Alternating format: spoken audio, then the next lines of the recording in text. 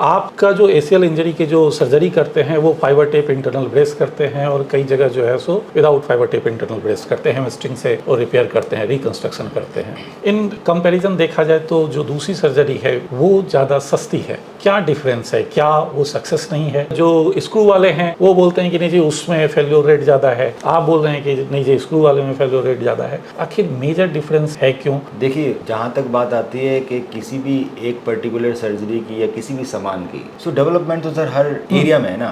क्यों? साइंटिस्ट हैं, डेवलपमेंट है, लोग लगे हुए इवॉल्व करने में। सो क्या ACL की सर्जरी बदली नहीं होगी? वो वही चलती रहेगी जिंदगी में? ऐसा तो नहीं है ना। बिल्कुल। स्क्रू सर्जरी पहले थी, अच्छी थी, उस समय वही था, पर उसमें डिसएडवांटेज क्या था कि एक तो हैमस्ट्रिंग टेंडन वीक होता है जहाँ टूटता है, दूसरा स्क्रू लगेगा तो धीरे धीरे आदमी ठीक होगा, 1.5 महीने चिपकने में लगाएगा, वॉकर पे, ब्रेस पे, ये उसके बाद 6 महीने बाद हैमस्ट्रिंग टेंडन स्ट्रॉन्ग हो रहा है, 6 महीने में कोई भी चोट लगी तो चीज़ें फेल हुई। सो इसमें भी बहुत सारे डेवलपमेंट हुए। सो पहला डेवलपमेंट अगर मैं बताऊं, जो हम सर्जरी कर रहे हैं, सबसे पहले चेंज हम करते हैं कि हम है ना ग्राफ्ट हैमस्ट्रिंग नहीं लेते, हम लेते हैं क्वाड्रिसेप्स। सो क्वाड्रिसेप्स ग्राफ्ट काफ़ी ज़्यादा मजबूत है। दूसरा चेंज हुआ कि अब हम क्वाड्रिसेप्स ग्राफ्ट इससे निकलता है क्वाड प्रोटेनर हार्वेस्टर से, तो ये दूरबीन से निकल जाता है। दूसरा चेंज आया कि अब हम हड्डी इतनी बड़ी नहीं काटते स्क्रू वाली, हम हड्डी फ्लिप कटर से काटते हैं। स्क्रू की हड्डी बड़ी कटती है तो स्क्रू की हड्डी इतनी बड़ी कटती है, अब हम फ्लिप कटर से हड्डी काट लेते हैं तो हड्डी कम कटती है।